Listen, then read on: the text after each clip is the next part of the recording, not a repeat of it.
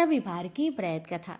रविवार का व्रत करने और कथा सुनने से भक्तों पर सूरज भगवान की असीम कृपा प्राप्त होती है। तो आइए सुनते हैं सूरज भगवान की व्रत कथा। एक ब्राह्मण था, वह सूरज भगवान का बहुत बड़ा भक्त था। नहाता धोआता कहानी कहता था पर कुछ कमाता नहीं था। ब्राह्मण घर में रहता तो ब्राह्मण की पत्नी हमेशा ब्राह्मण को एक ही बात कहती कि कहीं बाहर जाओ, कुछ कमा कर लाओ।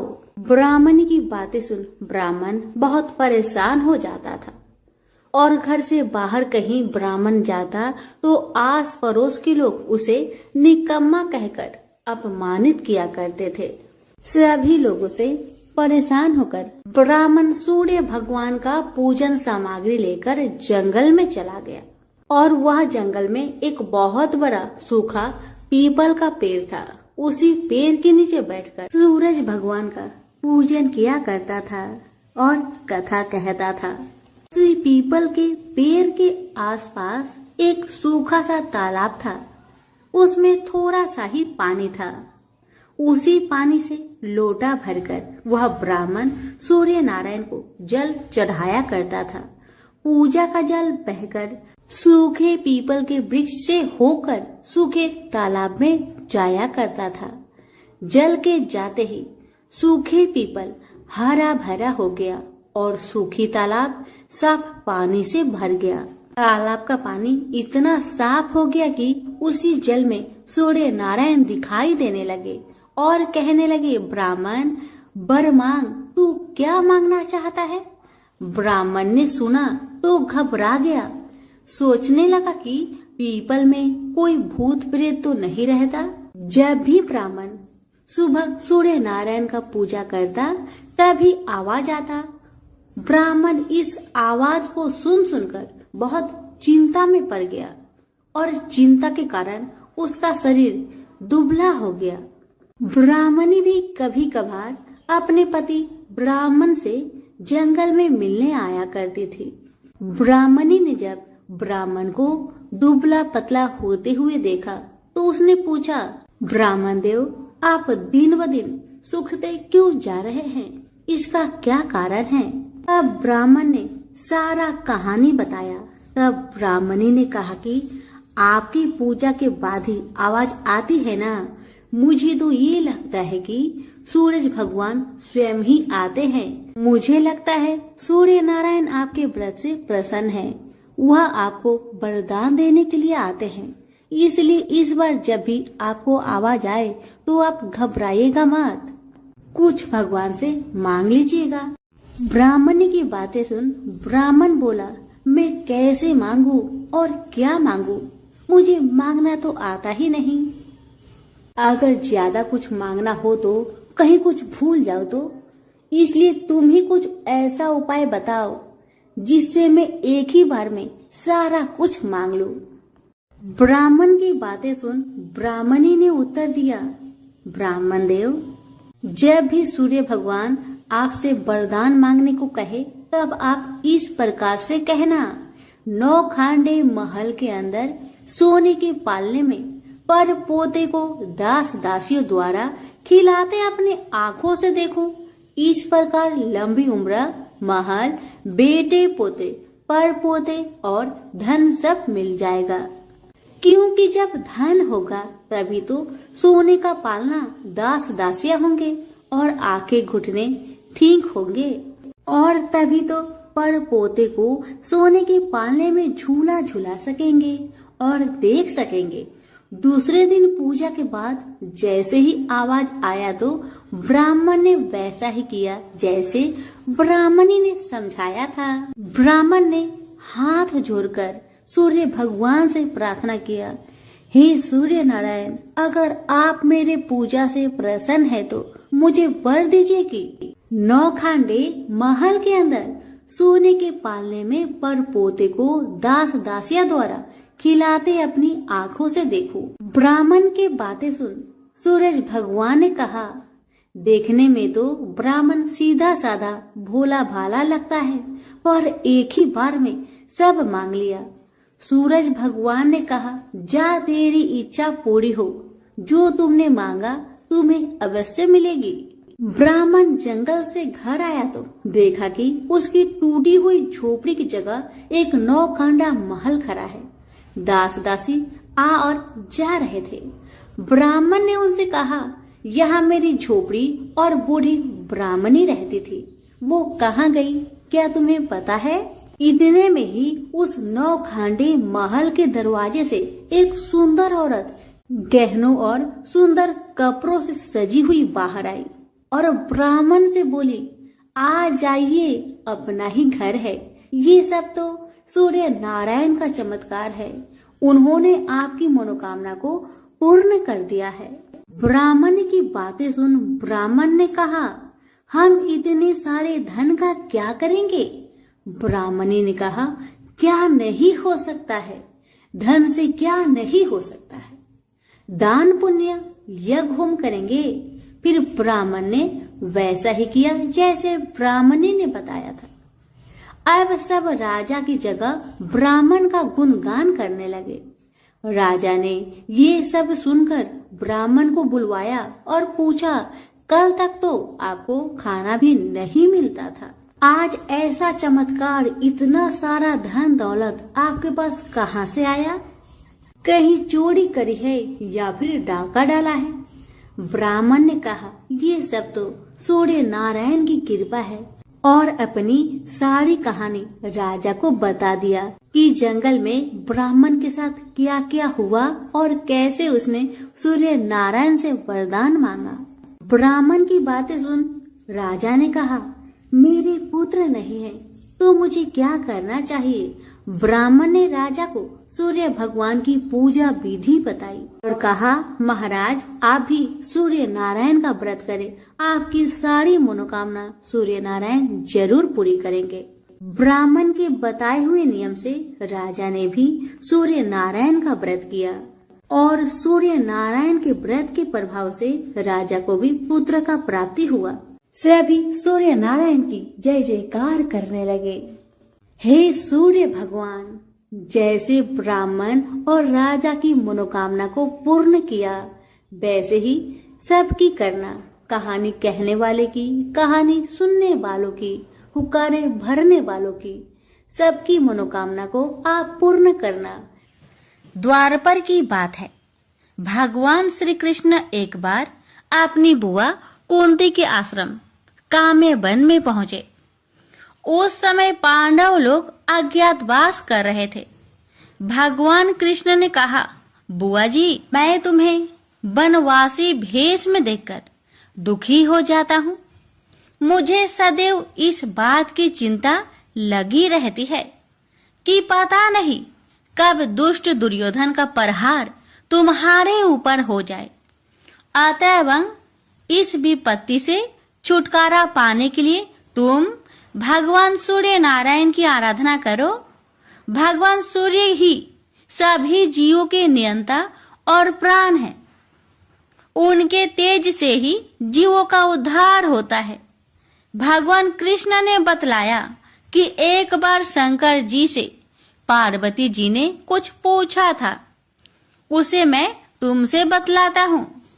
शिव जी ने पार्वती जी से कहा, यदि तुम इस बात की जानकारी प्राप्त करना चाहती हो तो मथुरापुरी में जाओ। कहा, सूर्य पुत्री यमुना जी की धारा प्रभावित होती है। यमुना के तट पर ऋषि, महर्षि, मुनि आदि निरंतर तपस्या रत रहते हैं। भगवान रुद्र की आज्ञा से पार्वती जी कालिंदी यमुना तट को चल पड़ी। कुछ ही दूर जाने पर उन्हें रास्ते में रोती बिलखती एक स्त्री दिखाई पड़ी। उसने बतलाया कि उसका नाम कुसुमवती है और उसका निवास कुसुमाकर वन के बीच में है। संतानहीनता होने के कारण उसके पति बसंत ने उन्हें त्याग दिया है और इस प्रकार वह निराश्रिता हो गई है। पार्वती जी उस स्त्री को साथ ले आगे चली गई। उन्हें रोती हुई एक दूसरी स्त्री मिली। उसने बताया कि मेरा नाम गंगा है, मेरे पति महाराज शांतनु ने पुत्रों के जीवित न रहने के कारण मुझे अपमानित किया, जिससे मैं दुखी होकर घर चली आई हूँ। इसी प्रकार थोड़ी दूर जाने पर मधुबन में माधवी नाम की एक स्त्री और मिली, जो पति के वैभव का नाश होने के कारण घर से निकाल दी गई थी। इनके अंतरल आगे जाने पर कुमुद वन में कुमुदा नाम की स्त्री से भेंट हुई, जिसके पति को राजा ने बंदी बना लिया था और वह व्याकुल होकर विलाप कर रही थी। उन सभी स्त्रियों को साथ लेकर पार्वती जी यमुना तट पर जा पहुंची। उस तट पर पूजन उत्सव देखकर पार्वती जी ने ऋषि पत्नियों से पूछा कि यह किस देव की आराधना हो रही है, इस पूजन का विधान और फल क्या है। उनकी बात सुनकर एक ऋषि पत्नी ने कहा, यह जगत पिता सूर्य नारायण का व्रत है और सभी मनोरथों को पूर्ण करने वाला है। इस व्रत को करके प्रत्येक नर नारी अभिष्ट सिद्धि प्राप्त होती है। तुम्हारी भी यदि कोई वांछा हो तो इस व्रत को करके प्राप्त करो। ऋषि पत्नियों से ऐसी बात सुनकर पार्वती जी अत्यंत प्रसन्न हुई और उस व्रत के विधान का फल को जानकर शिव जी के पास लौट आई। पार्वती जी ने इस व्रत को करके विघ्न नाशक गणेश जी जैसे पुत्र को प्राप्त किया। प्रेम से बोलिए सूर्य नारायण की जय। एक माँ बेटी थी। माँ गाय चराने जाती। चैत्र का महीना आया, सूरज रोठा का रविवार आया। माँ ने बेटी से कहा, बेटी आज तेरे व मेरे लिए 2 रोट बना ले, मैं गाय चरा कर आती हूँ, फिर तू और मैं दोनों पूजा करेंगे। बेटी ने माँ के निमित्त एक रोट तैयार किया। इतने में सूरज भगवान जोगी का रूप धारण करके आए और बोले, माई भिक्षा दो। बेटी ने कहा, मेरा रोट अभी पका नहीं है। जोगी ने कहा कि मैं जाता हूँ। बेटी ने सोचा कि जा तक खाली नहीं जाना चाहिए और उसने माँ के रोट में से किनार खांडी करके जोगी को थोड़ा रोट दे दिया। माँ गाय चरा कर आई। बेटी से बोली, मेरा रोट कहाँ है? खंडित रोट देकर माँ बावली हो गई। वो घी रोठो दे, रोठा माइली कौरो दे कहती नगरी में घूमने लगी। बेटी डर के मारे पीपल के झाड़ पर बैठ गई। 3-4 दिन निकले। बेटी भूखी प्यासी बैठी रही। सूरज भगवान को उस पर दया आई। सूरज भगवान ने उसके लिए पानी का लोटा व चूरमा भेज दिया। एक दिन एक राजा का कुंवर शिकार करके आया और उसी पीपल की ठंडी छाया में बैठा और बोला, कितना अच्छा होता कि पीने को थोड़ा पानी मिल जाता। ऐसा सुनते ही लड़की ने थोड़ा पानी डाला। राजा के कुंवर ने कहा, मुझे बहुत भूख लगी है, कोई खाने को दे तो अच्छा होगा। लड़की ने ऊपर से चूरमा डाला। कुंवर की भूख प्यास मिट गई। वह विचार करने लगा कि यहाँ कोई है। यह सोचकर राजा ने अपने सिपाहियों को पीपल के पेड़ पर खोज करने भेजा। उन्होंने सब जगह देखा, उन्हें कुछ नहीं मिला। तो राजा का कुंवर खुद ऊपर चढ़ा और ढूंढा तो वो लड़की मिली। राजकुंवर ने कहा कि तू कौन है? तब लड़की ने अपनी कहानी सुनाई। राजा के कुंवर ने कहा, मेरे साथ शादी करोगी? लड़की बोली, आप तो नगर के राजा हैं, मैं गरीब व अनाथ लड़की हूँ, मेरे कोई नहीं है। राजा जी माने नहीं। गाजे बाजे के साथ उस कन्या को पीपल के नीचे ब्याह कर घर ले गए। बहुत दिन बीते। एक दिन माँ घूमती घामती महल के बाहर पहुंच गई और आवाजें देने लगी, घी रोठो दे, घी रोटा माइली कोर दे। बेटी छत पर खड़ी देख रही थी। रानी ने सिपाहियों को भेजकर माँ को बुलाया और एक कमरे में ठहराया। कमरा बंद कर दिया। एक दिन राजा जी ने सारी चाबियां मांगी। रानी ने 6 कमरों की चाबियां दी, पर 7वें कमरे की चाबी नहीं दी। राजा ने जीत करके 7वें कमरे की चाबी लाकर 7वां कमरा खोला तो आगे सोने की सीला देखी। राजा ने रानी से पूछा, ये क्या है? रानी ने कहा, ये मेरे पीहर की भेंट है। राजा बोले, हमको आपका पीहर देखना है। रानी ने कहा, मेरे पीहर नहीं है, आप तो मुझे पीपल के पेड़ के नीचे से ब्याह कर लाए थे। राजा हठ करने लगे तो रानी सूरज भगवान से विनती करने लगी और 1.25 पहर का पीहर वासा मांगा। और राजा रानी पीपल के पेड़ के नीचे आए। वहां सारा कुटुंब था। कोई कहे मौसा जी आया, कोई कहे जीजा जी आया, तो कोई कहे फूफा जी आया। राजा रानी का अच्छा सत्कार किया। राजा को परिवार देखकर बहुत आनंद हुआ। 1 पहर पूरा हुआ। रानी घर चलने को कहने लगी। राजा बोला, इतना बढ़िया ससुराल इतनी जल्दी नहीं छूटेगा। अब तो रानी कुंवर की चिकोटी काटने लगी, उसे रुलाने लगी और कहा कि मेरे तो कुंवर रो रहा है, आप राजा जी जल्दी चलो। राजा रानी को पीहर वालों ने खूब दिया और विदा किया। जल्दी में राजा जी अपने पैरों की मोचरी व घोड़ी का तजना वहीं भूल गए। थोड़ा आगे जाते ही राजा को याद आया तो सिपाहियों से कहा कि रथ वापस घुमाओ, मेरी घोड़ी का तजना और मेरे पैरों की मोचरी वहीं रह गई है। रानी कहने लगी कि इतनी सी चीज के लिए पीछे वापस क्यों जाते हो? इतना धन उन्होंने दिया है। राजा ने एक नहीं सुनी। पीपल के नीचे गए और देखा कि वहां राजा जी का सामान पड़ा है, पत्ते उड़ रहे हैं, पर कोई परिवार वैभव नहीं है। राजा बोले, रानी ये सब क्या है? रानी बोली, मैंने सूरज भगवान से 1.25 पहर का पीहर बासा मांगा। मेरी तो एक माँ है जिसका रोट खंडित होने से वो पागल हो गई। घूमते घूमते महल के नीचे आई तो मैंने उसे बुलाकर कमरे में बंद कर दिया। उसकी सोने की सीला हो गई। इतना सुनते ही राजा ने नगर में ढिंढोरा पिटवाया कि चैत्र के किसी भी रविवार को पीहर बासे के लिए सूरज जी का व्रत करना चाहिए। जैसे सूरज भगवान ने रानी पर प्रसन्न हो उसे पीहर बासा दिया, वैसे सब पर सूरज भगवान कृपा करे। खोटी की खरी, अधूरी की पूरी, सूरज भगवान की जय। यह बात उस समय की है जब देवलोक के शिल्पकार विश्वकर्मा भगवान की एक पुत्री थी। उसका नाम था संज्ञा। वह दिन भर तपती धूप में खेला करती थी।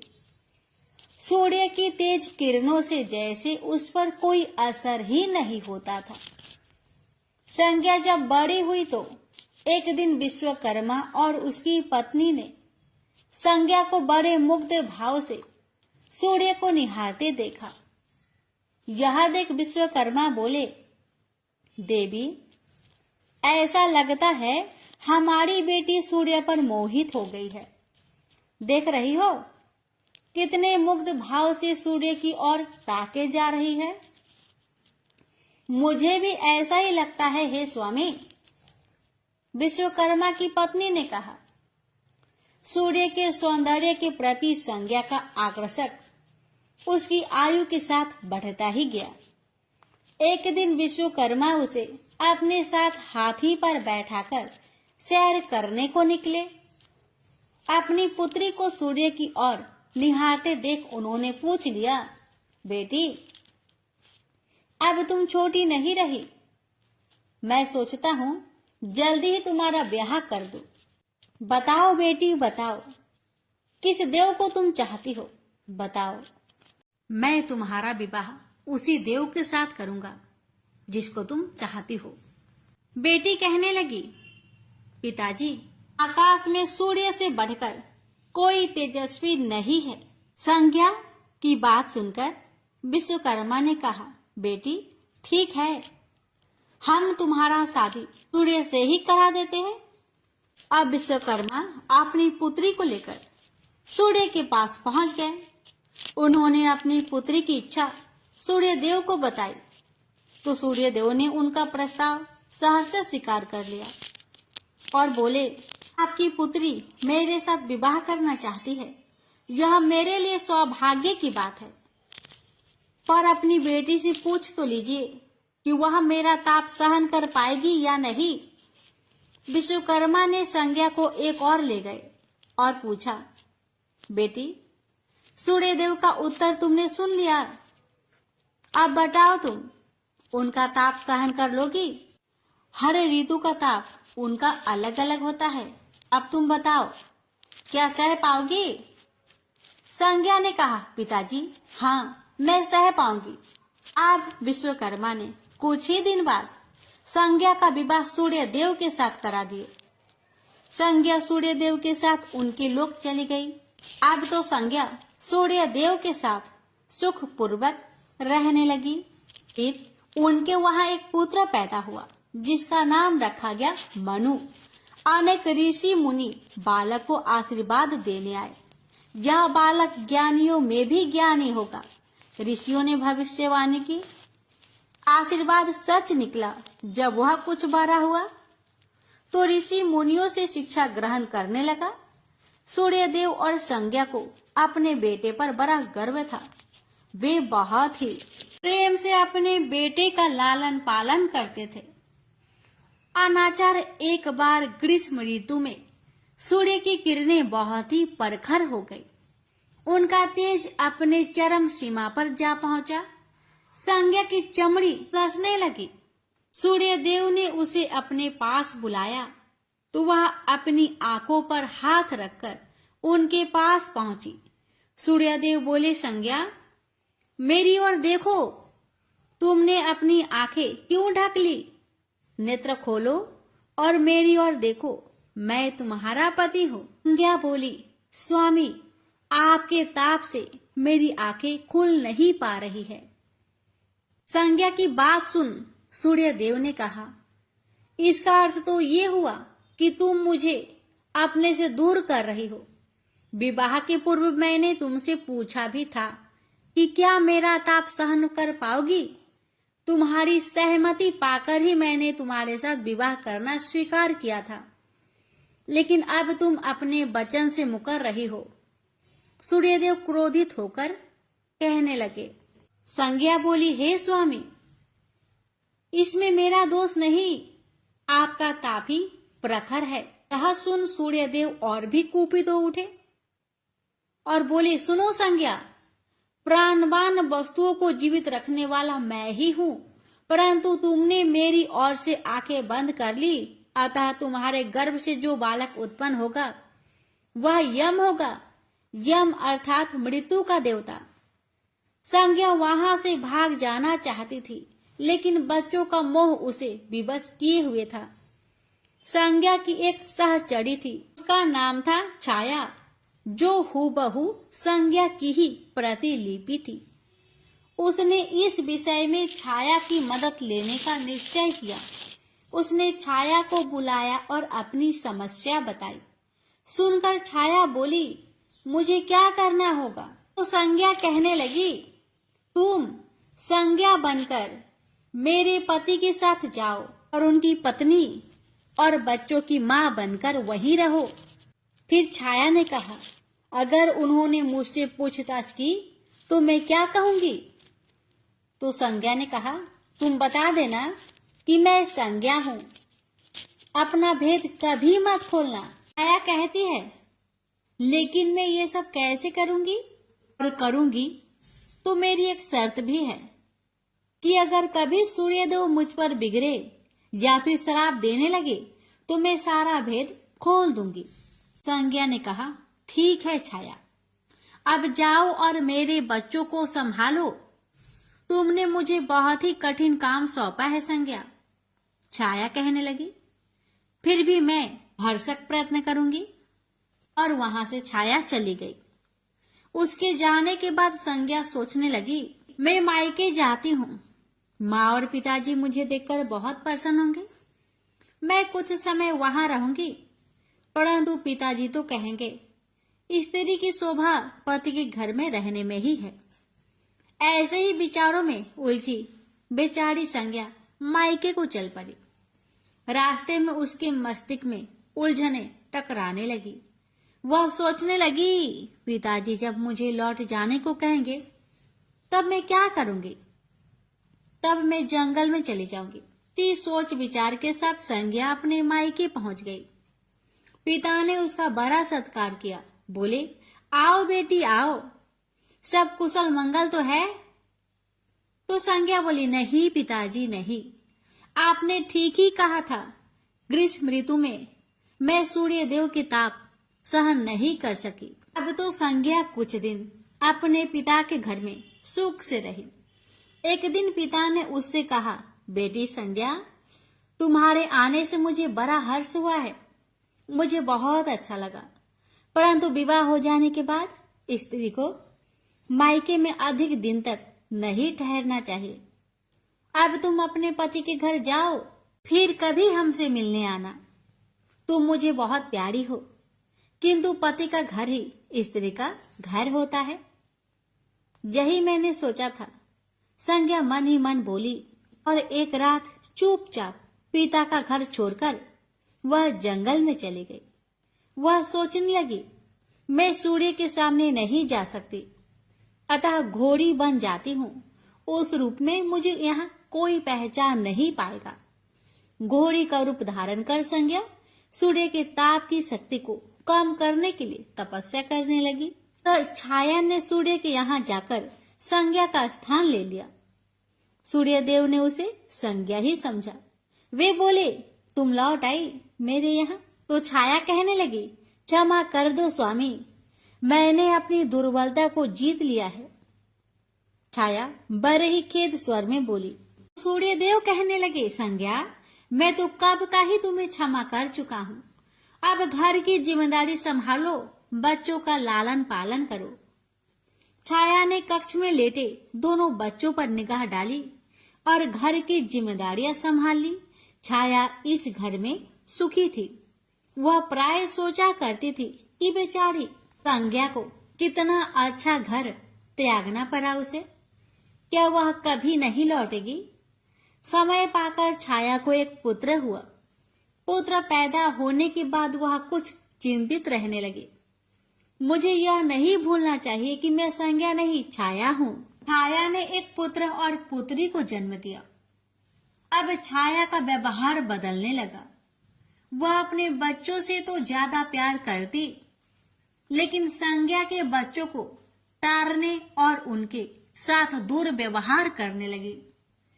मनु ने तो बी माता के व्यवहार को नजरअंदाज कर दिया, लेकिन यम को उसका व्यवहार खटकता रहा। माता छाया का यमुना बहन के साथ ऐसा व्यवहार करना उचित नहीं। वह अपने बच्चों के साथ तो कितना अच्छा व्यवहार करती थी। हम भाई बहन से नफरत, एक दिन तो हद ही हो गई। छाया ने यमुना के बाल पकड़े और उसे डंडे से पीटते हुए बोली, कमबख्तो, मरते भी तो नहीं, मर जाओ तो मेरा पीछा छूटे। जब छाया देर तक यमुना को पीटती रही तो यम से न रहा गया। उसने जाकर छाया का हाथ पकड़ लिया और गुस्से से बोला, बस माता बस, अब तुमने यमुना पर हाथ उठाया तो मुझसे बुरा कोई ना होगा। अच्छा, तेरी यह हिम्मत, मुझे धमकी देता है? ठहर जा, आज मैं तेरे पिताजी से इसकी शिकायत करूंगी। छाया बड़े ही क्रोध स्वर में बोली, लेकिन छाया ने इस डर से सूर्य देव से शिकायत न की, कहीं उसका भेद उजागर न हो जाए। लेकिन यम और यमुना ने तंग आकर अपने पिता से उसकी शिकायत अवश्य कर दी। पिताजी, यह स्त्री हमारी माँ नहीं है। यम ने कहा, हाँ पिताजी हाँ, पुत्र माता से विमुख हो सकता है, परंतु माता की ममता कभी कम नहीं होती। यमुना भी बोल उठी। सूर्य देव ने कहा, मैं देख लूंगा, तुम जाओ, डरो नहीं, बस सब ठीक हो जाएगा। ऐसा कहकर सूर्य देव ने बच्चों को धैर्य बंधाया, लेकिन बच्चों के जाते ही वह सोच में पड़ गए। बच्चे ठीक कहते हैं, यह अवश्य कोई मायाविनी है। सूर्यदेव गुस्से में भरकर छाया के पास पहुंचे और उसके केस पकड़कर झकझोर कर बोले, सच बताओ तुम कौन हो, अन्यथा मैं तुम्हें कठोर दंड दूंगा। ठहरिए स्वामी ठहरिए, छाया कांपती हुई बोली। स्वामी, मैं संज्ञा की छाया हूं। वह आपकी देखभाल का भार किसी को सौंपे बिना नहीं जाना चाहती थी, इसलिए उसने मुझे आपके पास भेज दिया है। सूर्यदेव ने कहा, संज्ञा कहाँ गई है? तो छाया ने बताया, अपने पिता के यहाँ। अब तो सूर्यदेव सीधे विश्वकर्मा के पास पहुंचे और उनसे पूछा कि संज्ञा कहाँ है? तो विश्वकर्मा जी ने कहा, वह तुम्हारे तेज से बचने के लिए यहाँ आई थी। विश्वकर्मा की बातें सुन सूर्यदेव ने कहा, तो आप मेरा तेज को घटा दीजिए, फिर उसे खोजने के लिए चलते हैं। विश्वकर्मा ने सूर्यदेव के तेज का 8वां भाग को छाट दिया, इससे उनका तेज घट गया। फिर वे संज्ञा को खोजने निकले। उन्होंने राहगीरों से पूछताछ की, तुमने इधर कोई घोड़ी को देखा है क्या? हाँ, एक बिलछन घोड़ी को हमने नदी के पास विचरण करते हुए देखा है, राहगीरों ने बताया। उसमें बिलछन की क्या बात है? वह घोड़ी मानवी भाषा भी बोलती है। देव, अब तो यह अवश्य ही संज्ञा होगी, सूर्यदेव बोले। सूर्य घोड़े के निकट पहुंचे और कहा, संज्ञा, मैं सूर्य हूँ, तुम्हारा पति। अब यह घोड़ी का रूप त्याग दो। जब तक मेरी मनोकामना पूरी न होगी, मैं यह घोड़ी का रूप नहीं त्यागूंगी। घोड़ी बनी संज्ञा ने उत्तर दिया, तुम्हारी मनोकामना तो पूरी भी हो गई। सूर्यदेव ने कहा। फिर विश्वकर्मा बोलने लगे, बेटी, सूर्यदेव ठीक कहते हैं, मैंने इनके तेज का 8वां भाग को काट दिया है। पिता से अवशासन पाकर संज्ञा ने अपना घोड़ी वाला रूप त्याग दिया और अपने स्वाभाविक रूप में आ गई। वह हर्ष से अपने पिता से लिपट गई और फूट फूट कर रोने लगी। फिर उसने झुककर सूर्यदेव के पांव छुए और पूछा, स्वामी, हमारे बच्चे तो सकुशल है ना? सूर्यदेव ने कहा, हाँ, दोनों बच्चे ठीक है। मनु, यम और यमुना को अब फिर से मां मिल जाएगी। सूर्यदेव ने मुस्कुराकर कहा, मैं अब कभी भी अपना घर त्याग कर नहीं जाऊंगी। संज्ञा ने सूर्यदेव को वचन दिया और साथ में संज्ञा बोली, स्वामी, आप छाया को क्षमा कर देना और अपने साथ ही रखना। दोनों का मिलन देखकर विश्वकर्मा ने भी अपना आशीर्वाद प्रदान किया। जाओ और सदा सुख शांति से रहो। सूर्यदेव और संज्ञा सूर्यलोक पहुँचे और छाया और बच्चे के साथ आनंद पूर्वक रहने लगे। तो प्रेम से बोलिए, सूर्य नारायण की जय। अटपट नगरी का एक गरीब ब्राह्मण लकड़ियों और घास के लिए हर रोज जंगल में जाया करता था। एक दिन उसने वहां वन देवियों को सूरज भगवान की पूजा करते हुए देखा। सूर्य नारायण के आह्वान का उनका अनुष्ठान अनूठा था। ब्राह्मण ने साहस जुटाकर उनसे पूछा कि ये क्या कर रहे हैं आप लोग?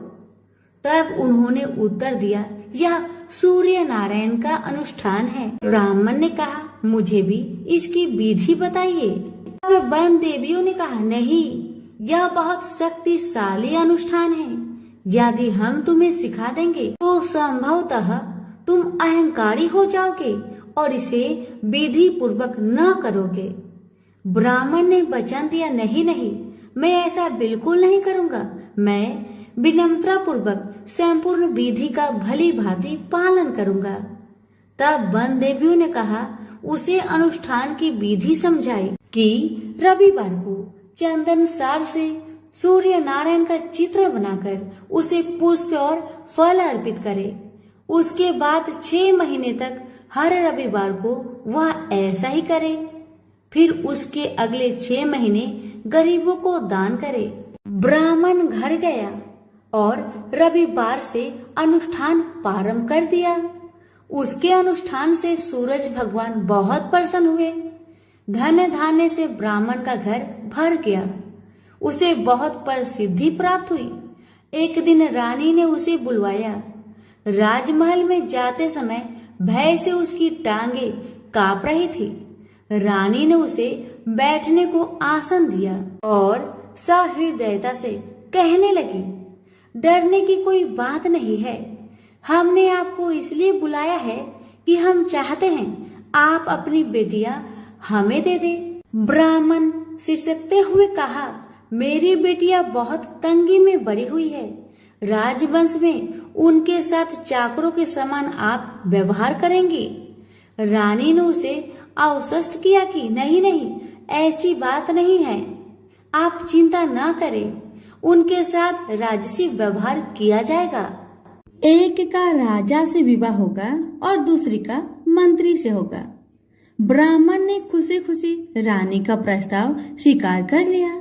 शीघ्र ही विवाह हो गए और ब्राह्मण की बिटिया ससुराल चली गई। पूरे 12 बरस ब्राह्मण उनसे मिलने नहीं आया। वह अपने काम और काज में और अनुष्ठान में व्यस्त रहता था। अंततः 12 बरस बाद उसने बेटियों से मिलने की सोची। पहले वह बड़ी बेटी के पास गया। बड़ी बेटी राजा से ब्याही थी।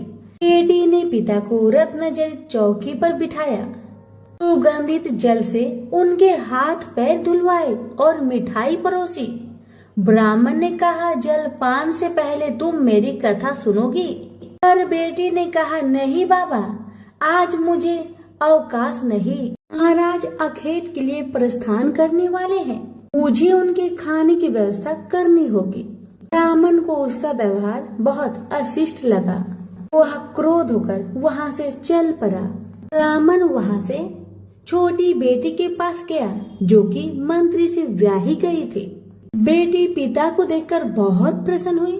बेटी ने उसे नक्काशीदार चौकी पर बिठाया, सुगंधित जल से हाथ पांव धुलवाए और उनके खाने के लिए मिठाई लेकर आई। ब्राह्मण ने कहा, बेटी, जलपान से पहले तुम्हें मेरी कथा सुननी होगी। बेटी ने कहा, हाँ अवश्य बाबा, कथा सुनकर मुझे प्रसन्नता होगी। यह कहकर वह घर के भीतर जाकर 6 मोती लेकर आई। 3 मोती पिता के हाथ पर रखे और 3 अपने हाथ में रखे। यह कथा ब्राह्मण ने आज से पहले किसी को नहीं सुनाई थी। उसने बेटी को बताया कि कैसे वह वन देवियों से मिला और कैसे उन्होंने उसे सूर्य नारायण का अनुष्ठान पूजन विधि बताया। बेटी ने एक एक शब्द को बड़े ध्यान से सुना। फिर ब्राह्मण ने मुदित मन से जलपान ग्रहण किया और घर लौट आया। पंडिताइन ने बेटी की कुशल क्षेम पूछी। ब्राह्मण ने उसे सारी बातें बताई और कहा कि बड़ी वाली मेरी बेटी ने मेरी कथा नहीं सुनी, उसे इसका फल भुगतना पड़ेगा। और वही हुआ। उसका पति सेना लेकर दूसरे राज्य पर आक्रमण करने गया था और वापस नहीं लौटा, पर दूसरी बेटी ने उसकी कथा सुनी थी, सो वह सुखी थी। उसकी समृद्धि दिनों दिन बढ़ती गई। दुर्भाग्य से बड़ी बेटी का पिंड नहीं छोड़ा। उसके लिए एक एक दिन काटना दूभर हो गया था। एक दिन उसने अपने बड़े बेटे से कहा, घर में कुछ नहीं है, अपनी मौसी के पास जाओ और कोई उपहार लेकर आओ, वह जो दे घर ले आना। अगले रविवार को राजकुमार मौसी के घर गया।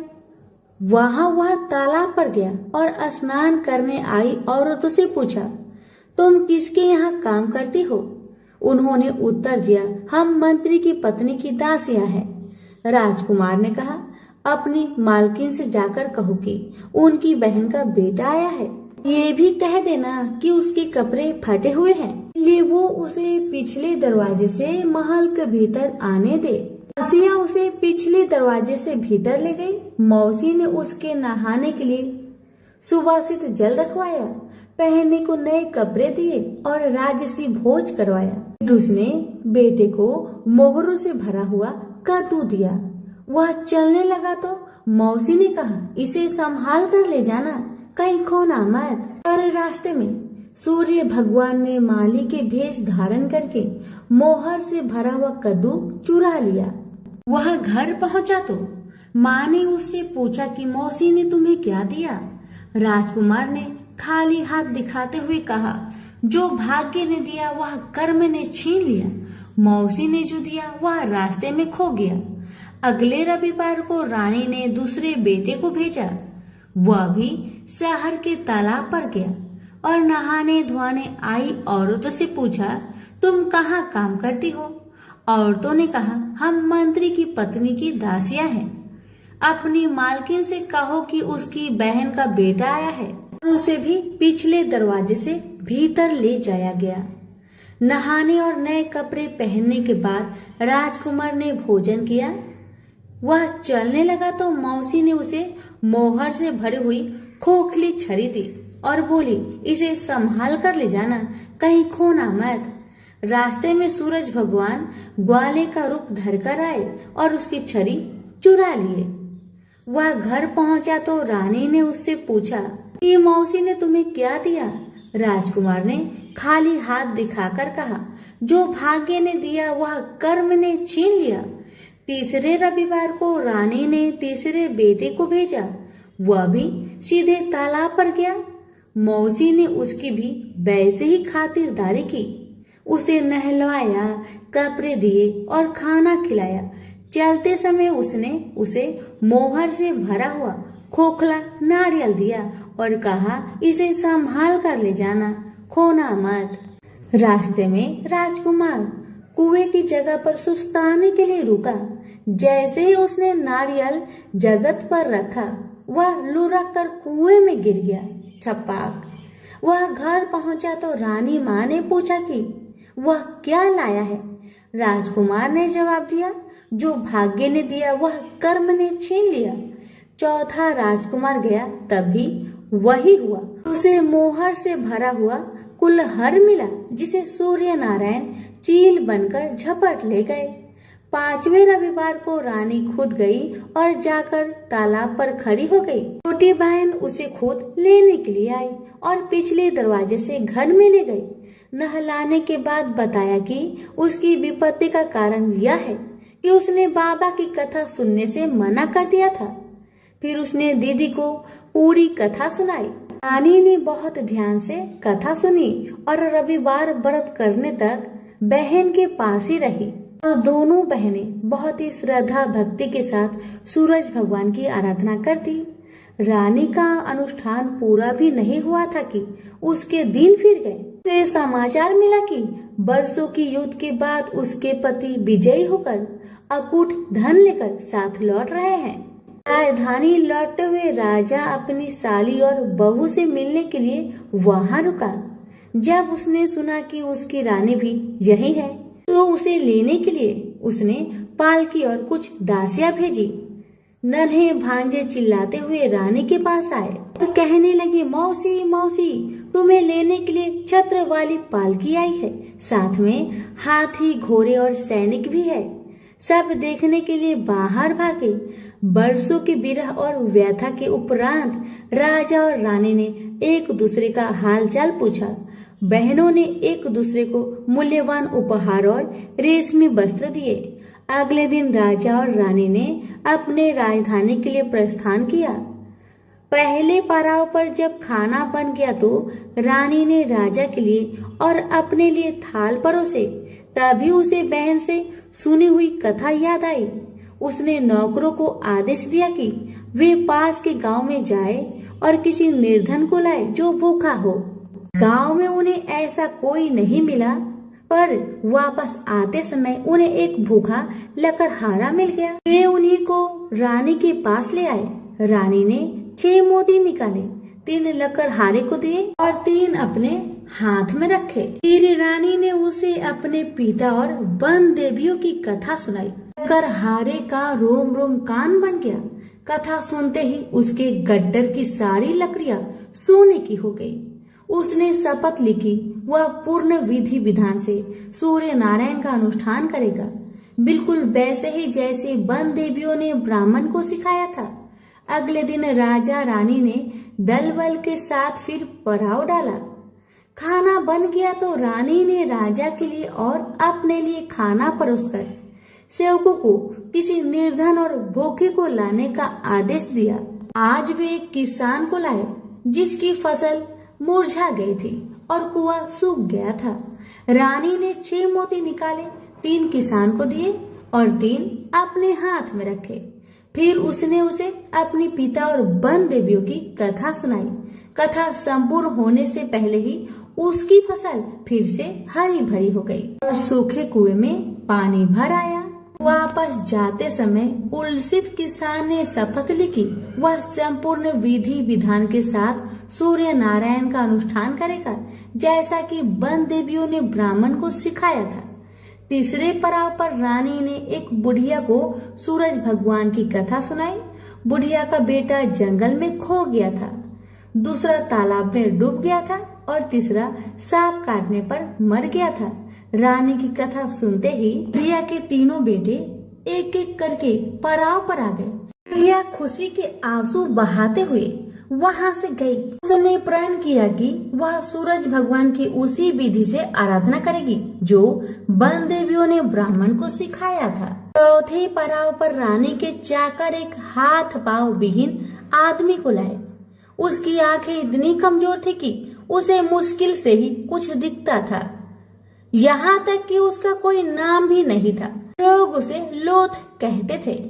चाकरों ने उसे जब देखा तब वह मुंह के बल पड़ा था। वे उसे उठाकर पड़ाव पर ले आए। रानी ने उसे नहलवाया और नए कपड़े पहनने को दिए। फिर उसने 6 मोती निकाले, 3 लोथ के पेट पर रखे और 3 अपने हाथ में रखे। फिर उसने उसे अपने पिता और वन देवियों की कथा सुनाई। अपाहिज आदमी ने पूरा श्रद्धा से कथा को सुना। कथा सुनते ही उसके हाथ पैर निकल आए और इसके आंखों की ज्योत भी लौट आई। वो भी जाते समय अति प्रसन्न होकर गया। उसने शपथ लिया कि वह सूर्य नारायण की विधि पूर्वक आराधना करेगा, जैसे कि वन देवियों ने ब्राह्मण को बताया था। अगले दिन राजा और रानी अपनी राजधानी पहुंच गए। वे महल में भोजन करने के लिए बैठे तो सूरज भगवान स्वयं प्रकट हुए और उनके साथ भोजन करने की मनसा दर्शाई। राजन ने महल के सारे दरवाजे खुलवा दिए और अनेकानेक उत्कृष्ट व्यंजन बनाने का आदेश दिया।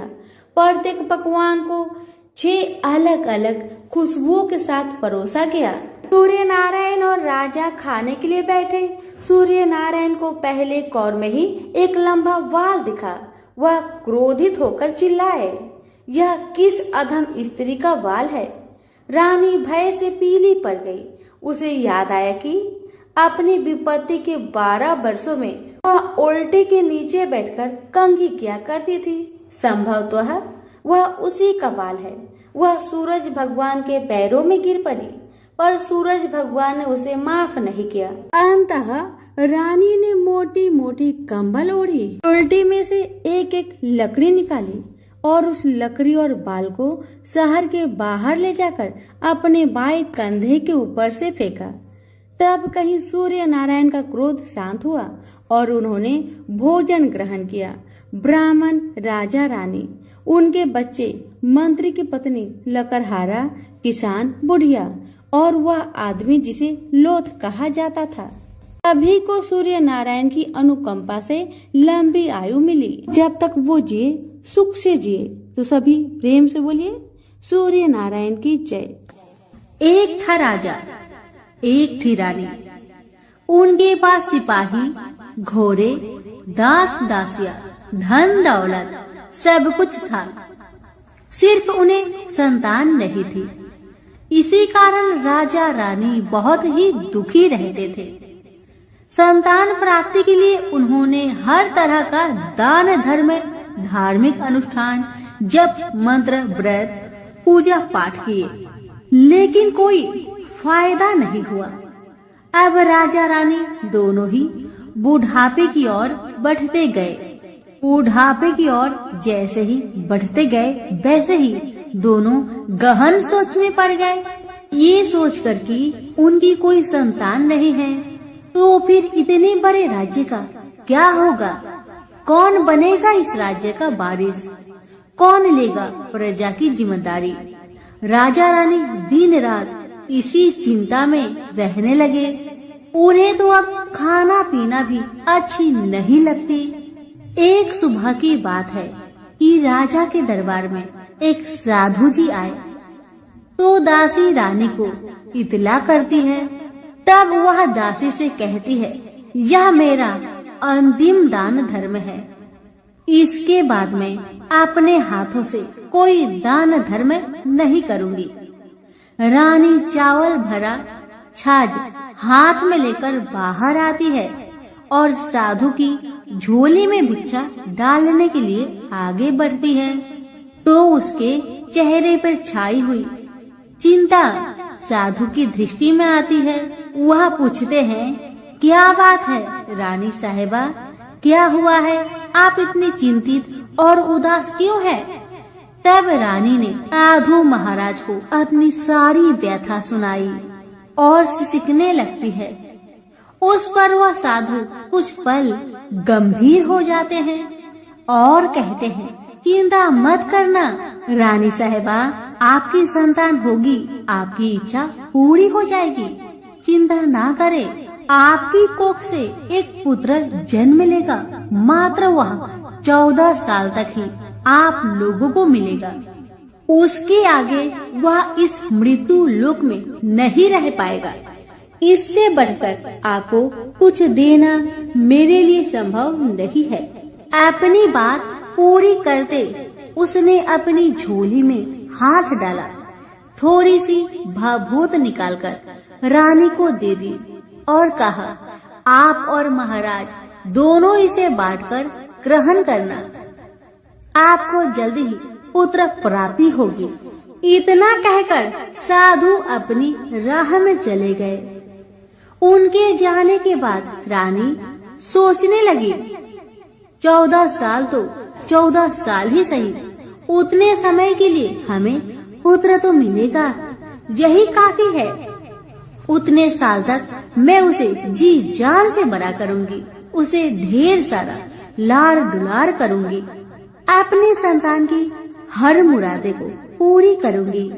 उस रात अपना सारा राजकाज खत्म करके राजा जब रानी के महल में गए तो रानी ने क्या किया कि राजा को सारी बात बताई जो साधु जी ने उन्हें बताया था। रानी ने साधु की दी भभूत राजा को दिखाकर बोली, साधु महाराज ने यह भभूत हम दोनों को ग्रहण करने को कहा है। राजा बोले, इतना दान धर्म किया, जब तब किया, कोई फल नहीं मिला, अब इस भभूत से हमें संतान प्राप्ति होगी, ऐसा है क्या? उस पर रानी बोली, जब इतना सब कुछ किया तो अब यह भी सही करके देख लेते हैं।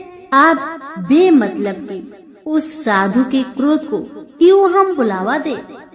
राजा को अब किसी पर विश्वास नहीं था, लेकिन पत्नी को दुख न पहुँचे इसलिए वह राजी हो गए।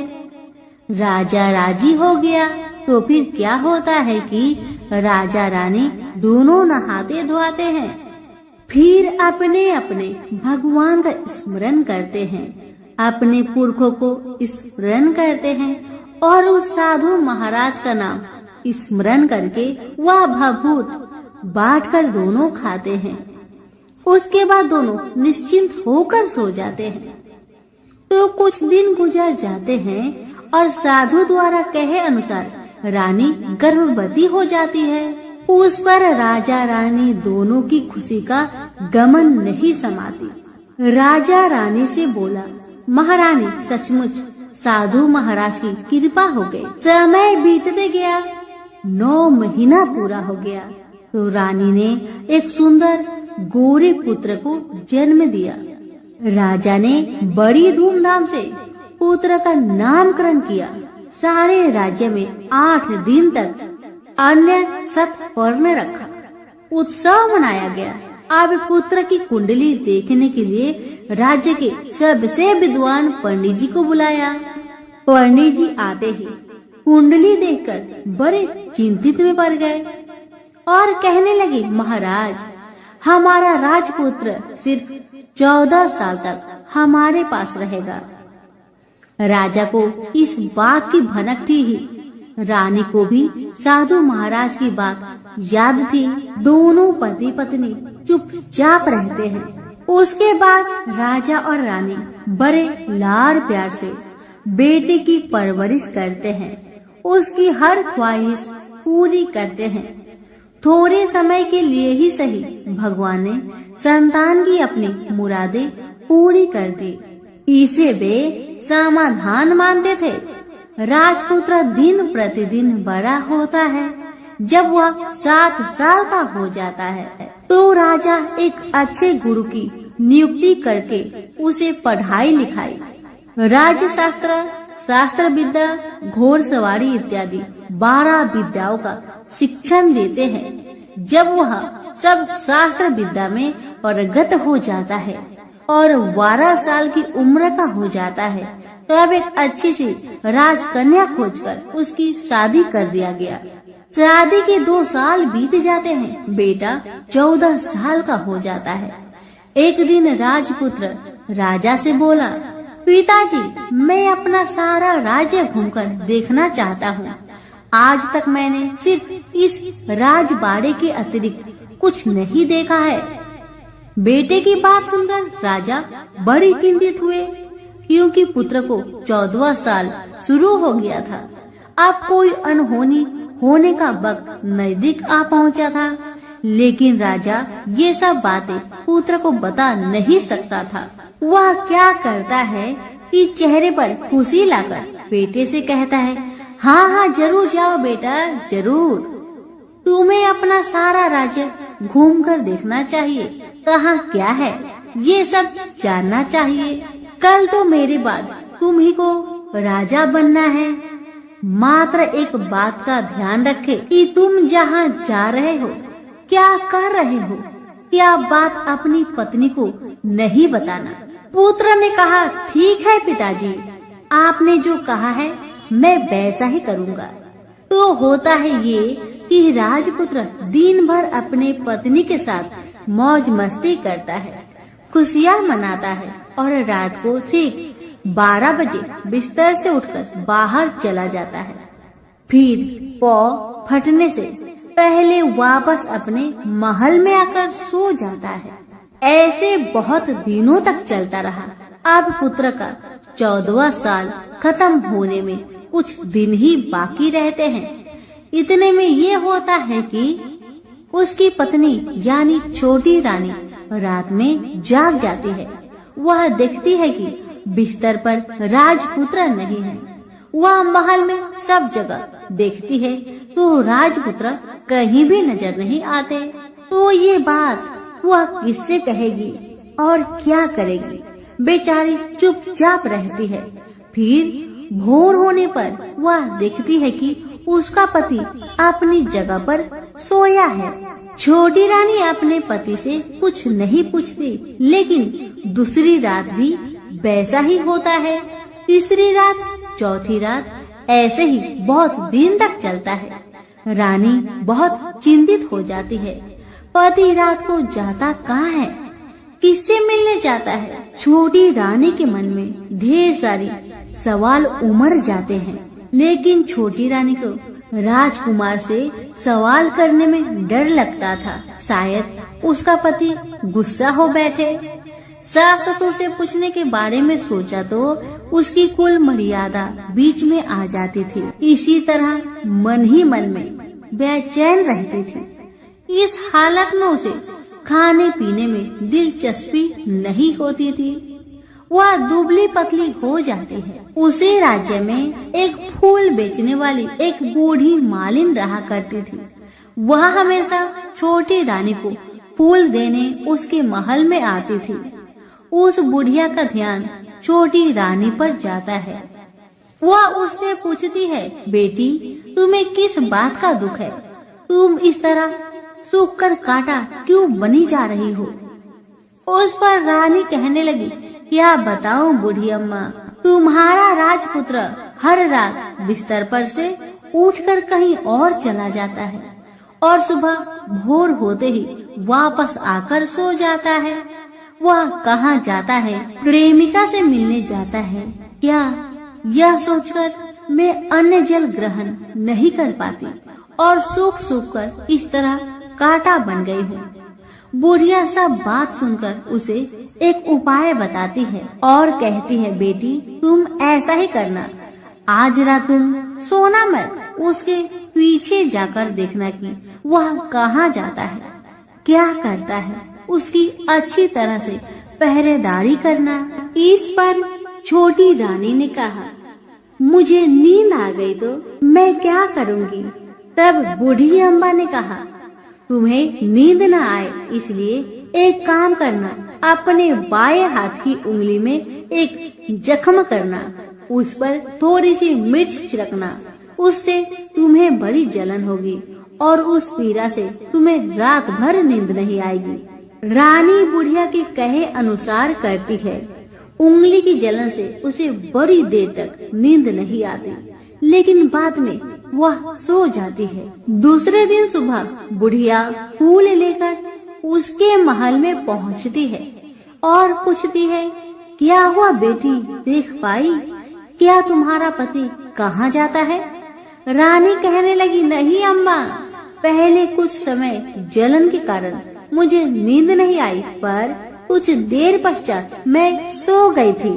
बुढ़िया कहने लगी, कोई बात नहीं, आज तुम उंगली पर पहले से थोड़ा ज्यादा जख्म करना और ज्यादा मिर्च लगाना। बूढ़ी अम्मा के कहे अनुसार छोटी रानी ने वैसा ही किया, परंतु वह सिर्फ पति के बिस्तर से उठकर बाहर निकलते वक्त जाग पाई थी। वह उसके पीछे नहीं जा सकी क्योंकि उसकी आंखें उस समय तक मुद गई थी। दूसरे दिन सुबह बूढ़ी अम्मा आई तो उसने पूछने से पहले ही छोटी रानी ने बूढ़ी अम्मा को रोककर कहा, अम्मा, मैं आज भी उनकी पहरेदारी ठीक तरह नहीं कर पाई। बुढ़िया कहती है, रोना नहीं बेटी, सब कुछ ठीक हो जाएगा। तुम आज रात जख्म और बड़ा करना और उस पर ज्यादा से ज्यादा मिर्च छिड़कना। और एक काम करना बेटी, वह जब जाने के लिए निकलता है तो उसका रास्ता रोकना। बुढ़िया ने जैसा बताया रानी ने वैसा ही किया। आज रात उसे नींद नहीं आती। अब जैसे ही रात के 12 बजे राजकुमार बिस्तर से उठकर जब महल से निकलने लगे तो बुढ़िया के कहे अनुसार रानी ने वैसा ही किया। दौड़कर जाकर अपने पति का रास्ता रोककर कहने लगी कि कहाँ जा रहे हो, किससे मिलने जा रहे हो, मुझे बताओ। राजपुत्र उसे समझाने की बहुत कोशिश करता है। देखो, अगर मैंने तुम्हें वह बताया तो मैं तुम्हें दोबारा नहीं मिल पाऊंगा। पत्नी कहने लगी, कोई बात नहीं, न मिल पाओ, लेकिन आप रात के समय कहाँ जाते हो ये मुझे पहले बताओ। अब राजपुत्र निरुपाय हो जाता है। पत्नी की जिद के आगे उसकी एक नहीं चल पाती। ठीक उसी समय उसका 14वां साल खत्म होकर 15वां साल लगने वाला था। जो होता है वह हो जाने दो। वह सोचता है, कुछ चावल मंत्रों से सिद्ध करके पत्नी को देकर कहता है, इन चावलों के दानों को दोनों हाथों की मुट्ठी में पकड़ना। पहले दाएं हाथ में पकड़े चावल मेरे ऊपर फेंकना, मैं कौन हूँ तुम्हें पता चल जाएगा। बाद में बाएं हाथ में पकड़े चावल मेरे ऊपर फेंकना, मैं जैसा था तुम्हें मिल जाऊंगा। लेकिन यदि तुम बाएं हाथ के चावल मेरे ऊपर फेंकना भूल गई तो मैं तुम्हें कभी नहीं मिल पाऊंगा। राजकुमारी ने कहा, मैं नहीं भूलूंगी। रानी बड़े आत्मविश्वास के साथ कहकर दाएं हाथ में पकड़े चावल पति के ऊपर फेंक दिया तो राजपुत्र एकदम एक विशाल घोड़ा बन जाता है। एकदम उद्यमा सफेद गर्दन पर लंबी आयल, देखते देखते वह तेजी से दौड़ने लगता है। रानी उस घोड़े को एकदम आश्चर्य से देखने लगती है और पति ने बाएं हाथ के चावल फेंकने की जो बात कही थी वह भूल जाती है उसकी आंखों के सामने घोड़ा महल से बाहर निकलकर चला गया। घोड़ा जो महल से बाहर गया तो वह वापस नहीं आया। अब रानी को बड़ा पश्चाताप हुआ। वह स्वयं को कोसने लगी, लेकिन अब कोई फायदा नहीं होने वाला था। राजपुत्र अब वापस नहीं आने वाला था। सुबह होते ही महाराजा महारानी को सब बात पता चली। उन्हें बहुत दुख हुआ। वे बिस्तर पकड़ते हैं और राह देखते हैं कि एक दिन उनका बेटा वापस आ जाए। इस तरह 1 महीना गुजरा, 2 महीने गुजरे, 3 महीने गुजरे, आखिर 6 महीने पूरे हुए। राजपुत्र का कोई आता पता नहीं लगा। प्रधान राजपुत्र को ढूंढने के लिए राज्य के गांव-गांव सिपाही भेजा गया, लेकिन उन्हें कोई सफलता नहीं मिली। इधर रानी अपनी हठ के कारण पति गायब हो गया। यह सोचकर स्वयं को मन ही मन कोसती रही और प्रण लेती है कि कुछ भी करके पति को ढूंढ लाएगी और उसे वापस घर ले आएगी। एक दिन वह सुबह उठकर सास ससुर के महल में जाती है और कहती है कि मैं अपने पति की खोज में जा रही हूँ। महाराजा महारानी को और क्या चाहिए था, बस उनका बेटा उन्हें वापस मिल जाए। बहू को उन्होंने अनुमति दे दी और कहा कि बेटी तुम्हें जहाँ जाना है जाओ, जो करना है करो, पर मेरा बेटा को लेकर ही वापस आना। भगवान तुम्हें कामयाबी दे। अब रानी क्या करती है कि अपना शाही भेष बदलकर एक सेठानी बन जाती है। कुछ दास दासियों को, कुछ नौकरों को साथ में लिया, कुछ सामान साथ लिया और राज्य की सीमा पर जाकर वहाँ एक भोजनालय खोल दिया। वह आने वाले सब यात्रियों को खाना मुफ्त में देने लगी। मात्र एक शर्त रखी कि खाने वालों को उसकी देखी कोई अजीब चीज उसकी मालकिन को यानी राजकन्या को बतानी पड़ेगी। तो वहाँ आने वाला हर नागरिक अपनी तरफ से मैंने यह देखा, मैंने वह देखा कहकर वहाँ से मुफ्त खाना खाकर जाता था। परंतु रानी को जो बात चाहिए थी वह अब तक किसी से नहीं मिली थी। ऐसे ही कुछ दिन बीत गया तो इधर होता है कि रानी के महल फूल लेकर जाने वाली बुढ़िया के एक बेटा और बहू थे। उनका एक छोटा बेटा था, यानी बुढ़िया का एक पोता था। बेटा और बहू सुबह काम के लिए निकलते थे तो पोते को संभालने की जिम्मेदारियां बुढ़िया पर रहती थी। बुढ़िया दिन भर पोते को संभालती थी। एक दिन होता है कि बुढ़िया को पान खाने की आदत थी, तो पान खाने के लिए चूना चाहिए था। बुढ़िया उसे तैयार करने के लिए सीपियाँ लेकर आई। इन सीपियों भूनने के लिए गोबर के कंडे चाहिए थे। कंडे इकट्ठा करने के लिए वह बांस की टोकरी लेकर चरवाहे के मैदान में गई। वहाँ बहुत सारे कंडे थे। उन्हें जमा करते करते उसे घर आने में अंधेरा हो गया। इस और शाम होते ही काम से वापस बेटा बहू घर पहुँचे तो देखा कि बच्चा घर पर अकेला है और रो रहा है। वे दोनों गुस्से से लाल पीले हो गए। इतने में बुढ़िया घर आ पहुँची। बेटा ने पूछा, पोते को घर पर अकेला छोड़कर तुम कहाँ गई थी? बुढ़िया बताने लगी कि मैं गोबर के कांडे इकट्ठा करने गई थी। इस पर बेटा बोला, दोबारा बच्चे को अकेला घर पर छोड़कर यदि कहीं गई तो मैं तुम्हें बहुत पीटूंगा। बुढ़िया कहने लगी, नहीं बेटा, फिर कभी ऐसा नहीं करूंगी। लेकिन दूसरे ही दिन बुढ़िया वह बात भूल गई और फिर चरवाहे के मैदान पर कंडे इकट्ठा करने चली गई। शाम को जब बेटा बहू काम से वापस लौटे तो देखते हैं कि बच्चा घर पर अकेला है और वह रो रहा है।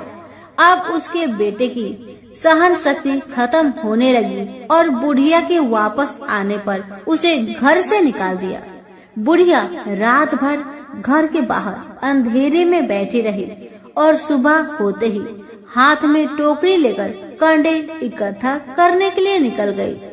उस दिन उस पर कंडे इकट्ठा करने का मानो पागलपन सवार था।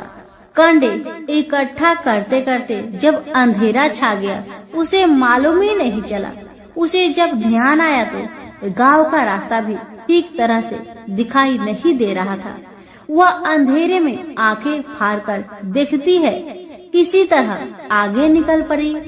तो क्या होता है कि एक कपिला गाय छन छन की आवाज करते, गले की घंटी बजाते ठुमुक ठुमुक कर उस मैदान पर आ गई। उसे देखकर बुढ़िया सोचने लगी कि इस गाय के पीछे पीछे जाऊंगी तो गांव तक पहुंच जाऊंगी। तब बुढ़िया उसके पीछे पीछे जाने लगी।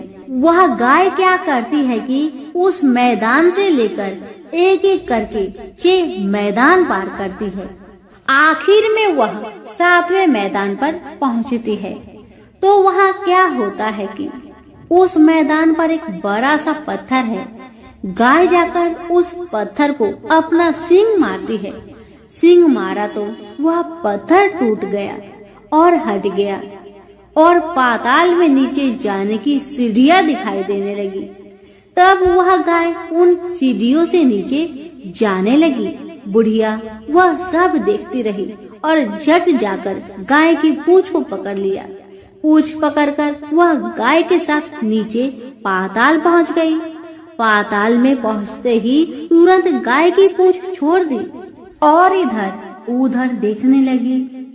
वहीं से बुढ़िया ने देखा कि पाताल में सब जगह जगमगाहट है, दिया दीप जलते हैं और तेज रोशनी गाय के ऊपर पड़ रही है और वहाँ अद्भुत घटनाएं घटने लगी। गाय के नीचे जाते ही उसके गले में अपने आप सांकल पड़ गई और छमछम करके कोई दूधाड़ी में गाय का दूध दोहने लगी। लेकिन जो भी कोई वह कर रहा है वह मात्र दिखाई नहीं दे रहा। बुढ़िया बहुत घबरा गई, कहाँ आकर फंस गई। वह सोचने लगी थी और यहाँ वहाँ छिपने के लिए जगह ढूंढने लगी, लेकिन उसे कहीं भी जगह नहीं मिली। हर जगह उजाला ही उजाला था। तो वह जो एक कोने में खड़ी रह गई और जो कुछ सामने हो रहा था उसे चुपचाप देख रही थी। कुछ पल के बाद वहाँ झट से एक उम्दा सफेद घोड़ा आया। वहाँ 2 कुंड थे। उसमें से एक कुंड में उस घोड़े ने छलांग लगाई और ऊपर आ गया। अब उसे राजपुत्र का रूप प्राप्त हो गया। राजपुत्र बनने के बाद उसने दूसरे कुंड के पानी में स्नान किया। वहाँ रखे नए कपड़े पहने। नजदीक ही एक सुंदर पलंग था, उस पर आकर बैठ गया। उसके सामने अपने आप 5 पकवानी की थाली आ गई, दूध की एक प्याली आ गई, 5 सुपारी आ गए। उसके सामने एक दिया जलता रहा। राजपुत्र ने खाना खाया, दूध पिया, 5 सुपारी खाया और बिस्तर पर लेट जाने से पहले सूर्य देव का स्मरण करके सामने जलते हुए दिए से पूछा, दिए दीप कर मेरे माता पिता क्या कर रहे हैं। दिया बताने लगा, बेटे के शोक में डूबे हैं। राज्य कौन संभाल रहा है? राज्य प्रधान संभालता है। मेरी पत्नी क्या करती है? दिया बोला, उसने चौराहे पर भोजनालय शुरू किया है और आते जाते लोगों से वह नई खबर के बारे में पूछती है। दिए के यह कहते ही राजपुत्र कहने लगा, ठीक है। उसके बाद वह सो गया। बुढ़िया कोने में खड़ी रहकर यह सब देखती रही। ऐसी अद्भुत घटना उसने जिंदगी में पहली बार देखी थी। उसे अंदर ही अंदर चुलबुलाहट होने लगी। वह अपनी भूख प्यास भूल गई और आगे क्या होता है कि उसे उत्सुकता से देखने लगती है। लेकिन उसके बाद और कुछ घटनाएं नहीं घटती। रात गुजर गई और सुबह हो गई। सुबह होने पर पलंग पर सोया राजपुत्र उठा और फिर से पहले वाले कुंड में छलांग लगाई तो वह फिर से घोड़ा बनकर कुंड से बाहर आ गया। बाहर आते ही वह तेजी से उस पाताल नगरी से बाहर निकल गया, लेकिन वह कहाँ गया बुढ़िया को कुछ पता नहीं चला। उसके बाद पिछली रात की तरह कोई उस गाय का छमछम करके दूध दुहने लगा। जैसे ही दूध दुहाना खत्म हुआ, उसके गले की साकल अपने आप खुल गई और वह गाय तेजी से ऊपर जाने लगी, सीढ़ियाँ की ओर भागने लगी। गाय को दौड़ते देखकर बुढ़िया सोचने लगी, अब गाय के साथ यहाँ से ऊपर जाना ही समझदारी है, नहीं तो कोई मुसीबत आकर मेरे ऊपर टपक जाएगी। झट से उसने गाय की पूंछ पकड़ ली और गाय के साथ ऊपर आ गई। गाय जब ऊपर मैदान में पहुंची तो उस सुरंग का रास्ता अपने आप बंद हो गया और उसके मुख पर एक बड़ा सा पत्थर उर्वत खड़ा हो गया। ऊपर आकर वह गाय जंगल की ओर निकल गई तो इधर बुढ़िया एकदम बावली सी हो गई। उसने पाताल नगरी में जो कुछ देखा वह जल्दी से जल्दी किसी को बताने के लिए उतावली हो उठी। उसे एकदम याद आया है कि नगर के सीमा पर कोई औरत भोजनालय चलाती है और नई बात बताने वालों को अच्छा खाना पीना मुफ्त में देती है। वह सोचने लगी कि क्यों न मैं यह बात उस औरत को जाकर बताऊं। यदि उसे यह बात पसंद आ गई तो बाकी जीवन खाने पीने की झंझट से मुक्ति मिलेगी। बुढ़िया ने मन में तय किया और तुरंत उस भोजनालय के द्वार पर टंगे नगाड़े के सामने खड़ी हो गई और जोर जोर से नगाड़ा बजाना शुरू किया। नगाड़े का इस तरह शोर सुनकर मालकिन यानी छोटी रानी मन से प्रसन्न हो जाती है कि शायद कोई बड़ी बात लेकर यहाँ आया है। रानी सिपाहियों को आदेश देती है, जाइए और जो कोई आया है उसकी अच्छी खातिरदारी कीजिए। आदेश पाते ही सिपाही नीचे दौड़ गए तो एक बुढ़िया नगाड़ा बजा रही है। उन्होंने पूछा, क्यों रे बुढ़िया, क्या हुआ, क्यों नगाड़ा बजा रही हो? बुढ़िया बोली, कुछ नहीं बेटा, यहाँ खाना मिलता है ना, इसलिए आई हूँ। बुढ़िया ने सिपाहियों से बोला, खाना मिलेगा? सिपाही बोले, हाँ मिलेगा, लेकिन तुझे कोई नई बात बतानी पड़ेगी। बुढ़िया बोली, हाँ बताऊंगी, एक बात मालूम है मुझे। इस पर सिपाही उसे अंदर लेकर आए। उनको मालकिन का आदेश था कि जो कोई बूढ़ा बुजुर्ग वहाँ आए उनके साथ अच्छी तरह पेश आना, उनका अच्छा आदर आतिथ्य करना। तो सिपाही ने इस बुढ़िया का भरपूर आदर आतिथ्य किया। उसे बड़ी सी थाली भरकर व्यंजन परोसते हैं। बुढ़िया कुछ दिनों से भूखी थी, वह खाने पर टूट पड़ी। खाना खाने के बाद सिपाही ने उसे नई साड़ी पहनने को दी। उसके बाद उसे लेकर रानी के पास आए। बुढ़िया और रानी ने तुरंत एक दूसरे को पहचान लिया। बुढ़िया बोली, बेटा तुम हो?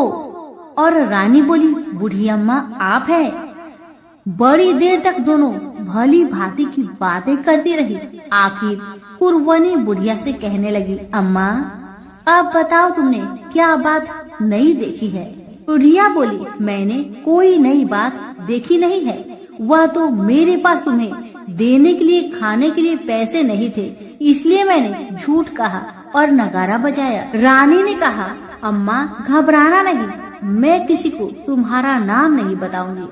फिर भी बुढ़िया मैंने क्या देखा, कब देखा करके आनाकानी करने लगी।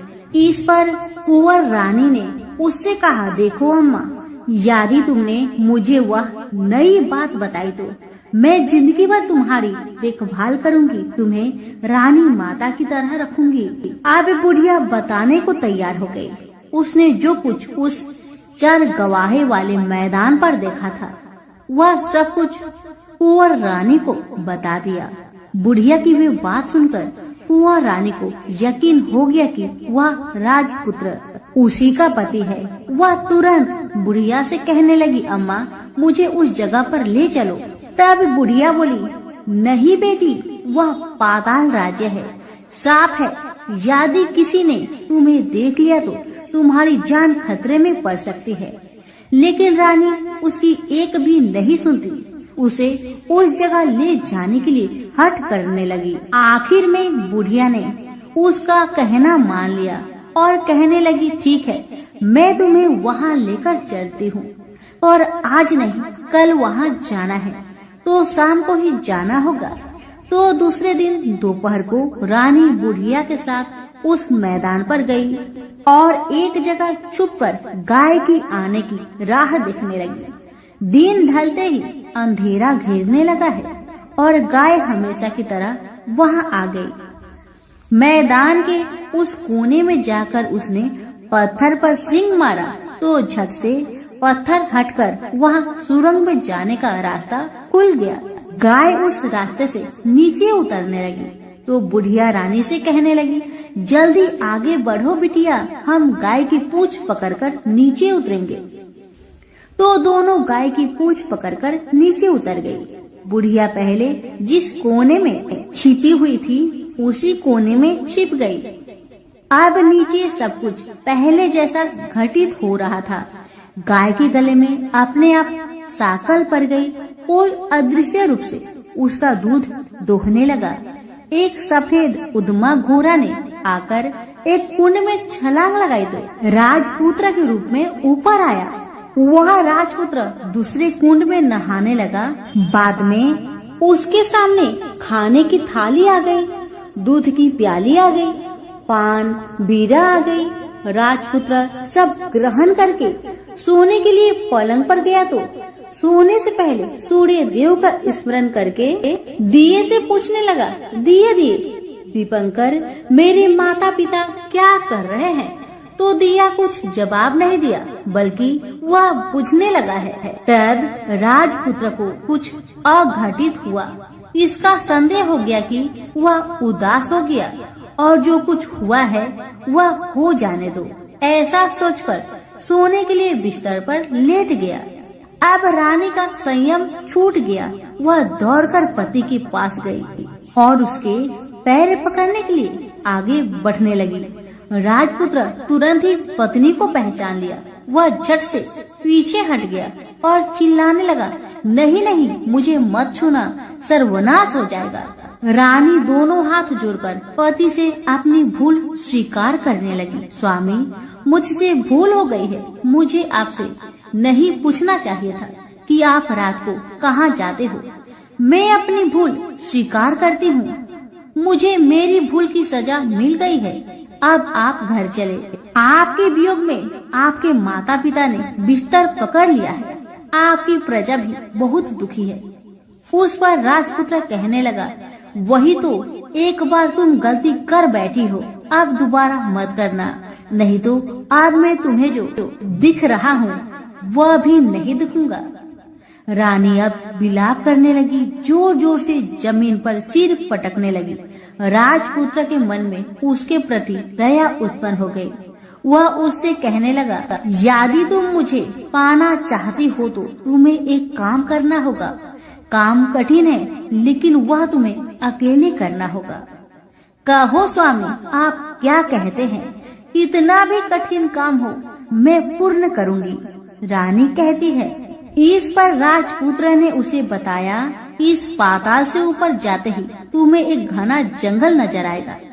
ऐसे 6 जंगल पार करने के पश्चात 7वां जंगल मिलेगा। वह जंगल सबसे घना है। उस जंगल में बीचों बीच एक पीपल का पेड़ है। उसके आसपास की जगह पत्ते, फंदे, जटाएं, कांटे इत्यादि से ढक चुकी है। वहाँ बाघ, शेर, भालू, सांप सभी धमा चौकड़ी बैठी है।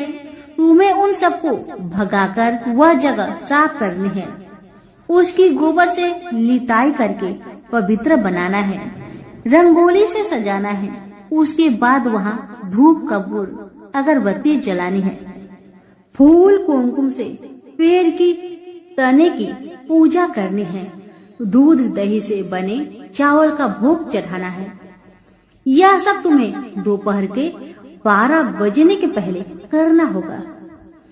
12 बजने के समय तुम्हें उस जगह पर बैठकर सूर्य भगवान का ध्यान करना होगा। ठीक 12 बजे सूर्य भगवान का रथ वहाँ उतरेगा। वे वह सब देखकर खुश हो जाएंगे और कहेंगे, जिस किसी ने यह सब किया है उसे मैं मनचाहा फल दूंगा। तो तुम सामने जाकर उसके रथ का दाहिना घोड़ा मांगना, मैं तुम्हें मिल जाऊंगा। इतना बात कहकर राजपुत्र अपने पलंग पर सो गया और छोटी रानी भोर होने की राह देखने लगी। भोर होते ही वह बुढ़िया के साथ गाय की पूंछ पकड़कर ऊपर आ गई। ऊपर आने के बाद वह बुढ़िया से कहने लगी, अम्मा अब मैं अकेले ही आगे जाऊंगी, तुम भोजनालय वापस जाओ। वह जंगल में जाकर राजपुत्र की बताई जगह ढूंढने लगी और स्वयं आरी से वह जगह साफ कर दी। बाद में राजपुत्र ने जैसे बताया वैसी लिपाई पुताई करके वापस आ गई। दूसरे दिन पौ फटने से पहले ही और जंगल में उस जगह पहुंची। वहां जाकर इत्र गुलाब का पानी छिड़ककर वह जगह सुगंधित की। धूप अगरबत्ती जलाकर उसे पवित्र किया और पूजा की। सब सामग्री वहां तैयार रखकर सूर्य भगवान का ध्यान करने बैठ गई। जैसे कि पति ने बताया था, दोपहर को ठीक 12 बजे सूर्य भगवान का रथ उस पीपल के पेड़ पर आकर रुका है। सूर्य भगवान ने जब रथ से नीचे देखा तो सुगंधित वातावरण देखकर बहुत खुश हुए और फिर बोले, जिस किसी ने यह काम किया है वह यहाँ आकर मुझसे कुछ भी मांगे, मैं उसे दूंगा। रानी ने जब ये सब सुना तो बिना समय गवाए दौड़कर उनके सामने आ गई और उनको साष्टांग नमस्कार करके बोली, भगवान वह मैं ही हूँ, मैंने यह जगह साफ की है। भगवान बोले, अच्छा तो तुम्हें जो चाहिए वह मुझसे मांगो। तो छोटी रानी बोली, भगवान मुझे आपके रथ का दाहिना घोड़ा चाहिए। सूर्य भगवान बोले, नहीं नहीं, मैं तुम्हें और कुछ भी दे सकता हूँ, लेकिन यह घोड़ा नहीं दे सकता। मेरे रथ के 12 घोड़े हैं, तुम चाहो तो कोई और घोड़ा ले लो, लेकिन दाहिना घोड़ा नहीं, वह मैं तुम्हें नहीं दे सकता। छोटी रानी ने एक नहीं सुनी, वह सूर्य देव से एक ही बात कह रही थी, वही दाहिना घोड़ा दे दीजिए, नहीं तो मैं आपके पैरों में गिरकर अपनी जान दे दूंगी। अब सूर्यदेव धर्म संकट में पड़ गए। उन्होंने वचन दे दिया था, अब अपने वचन से पलट भी नहीं सकते थे। भगवान ने कहा, ठीक है, दे दिया तुम्हें घोड़ा। सूर्यदेव ने कहा, फिर एक बात और भी कही, देखो मैंने तुम्हें घोड़ा तो दिया है, लेकिन वह तुम्हें यहाँ नहीं मिलेगा, तुम्हें उसे पाताल में जाकर लाना होगा। रानी बोली, पाताल में ही क्या भगवान, मैं उन्हें पाने के लिए कहीं भी जा सकती हूँ। रानी को वचन देकर सूर्यदेव अपने मार्ग से चले गए और इधर रानी जंगल से अपने भोजनालय में आ गई। फिर वह बुढ़िया को लेकर उस मैदान पर आ गई। जल्दी ही शाम हो गई। शाम होते ही वहाँ वह गाय आ गई और उसने सींग मारकर सुरंग का पत्थर हटाया तथा नीचे उतरने लगी। रानी और बुढ़िया जल्दी जल्दी उसकी पूंछ पकड़कर नीचे उतर गए। नीचे पाताल में सब घटनाएं पहले की तरह ही घटने लगी।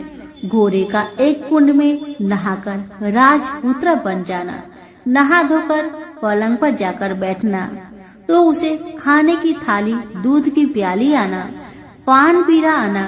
लेकिन आज एक बात नई घटी। आज 2-2 थाली, 2-2 दूध की प्याली, 2-2 पान पीरे उसके सामने आए। वह कुछ नहीं बोला। अपने हिस्से की थाली खाकर, दूध पीकर और पान पीरा चबाकर वह सोने चला गया और हमेशा की तरह दिए से पूछने लगा, दिए दिए दीपंकर, मेरे माता पिता कैसे हैं? दिया बताने लगा, वे दोनों तुम्हारे शोक में मरने की स्थिति में पहुंच गए हैं। राजकुमार ने कहा, ऐसा? झट से उसकी आंखों से आंसू टपकने लगे। फिर वह पूछने लगा, दिए दिए दीपंकर, मेरा राज्य कौन चला रहा है? दिया बोला, तुम्हारा राज्य प्रधान चला रहा है और वह सब कुछ हड़प चुका है। वह प्रजा पर बहुत अत्याचार कर रहा है। सुनकर राजपुत्र को बहुत गुस्सा आया। वह गुस्से से अपनी मुट्ठी भींचने लगा। अब वह पूछने लगा, दिए दिए दीपंकर, मेरी पत्नी क्या कर रही है? अब दिया कुछ नहीं बोला, चुपचाप रहा। अब रानी का संयम जवाब दे गया। वह दौड़कर पति के गले लग गई। अब मैं तुम्हें मिल गया, राजपुत्र कहने लगा। सच कहते हो, अब आप फिर से घोड़ा तो नहीं बनोगे ना? पत्नी ने कहा। पति ने कहा, नहीं, दोबारा घोड़ा नहीं बनूंगा मैं। तुमने जो इतने सारे कष्ट उठाए हैं मुझे पाने के लिए, इसलिए सूर्य देव ने मुझे सदा के लिए घोड़े के जन्म से मुक्त कर दिया है। राजपुत्र ने बड़े प्यार से कहा और उसे गले लगाया। उसके आंसू पोंछे। कुछ देर पश्चात भोर हो गई तो गाय की श्रृंखला टूटकर वह ऊपर भूलोक पर जाने लगी। रानी, राजपुत्र और बुढ़िया उसकी पूंछ पकड़कर ऊपर आ गए। ऊपर आने पर वे सीधे भोजनालय में पहुँचे। वहाँ का सब सामान लोगों में बांट दिया और उसको ताला लगाकर अपने राज्य में लौट गए। राजपुत्र वापस आता और उसके तेवर देखकर प्रधान घबरा गया। राजपुत्र ने उसे बंदी बनाकर कैद खाने में डाल दिया और राज्य की बागडोर अपने हाथ में ले ली।